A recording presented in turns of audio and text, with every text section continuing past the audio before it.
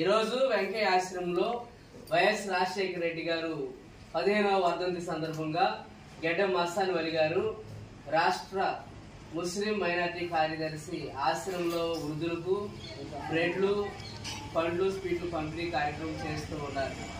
Sir మరి ఆశ్రమంలో YS Rajasekhara Reddy గారిని ఉద్దేశించి కొన్ని మాటలు తెలియజేస్తారు. గెడ్డం మస్తాన్ వలి గారు. సభకు నమస్కారం. సభా అధ్యక్షులుగా వ్యవహరించినటువంటి వెంకయ్య సొసైటీ ఆశ్రమ నిర్వాహకులు శివరాజేష్ గారు, అదేవిధంగా మన ఆయుర్వేద డాక్టర్ గారైనటువంటి కొండపల్లి వెంకట్ గారు, వయో వృద్ధులకు మరియు ఈ కార్యక్రమానికి హాజరైన పెద్దలందరికీ పేరు పేరు నమస్కారం. వైఎస్ రాజశేఖర రెడ్డి గారంటే పేదల ప్రజాపక్షపాతి.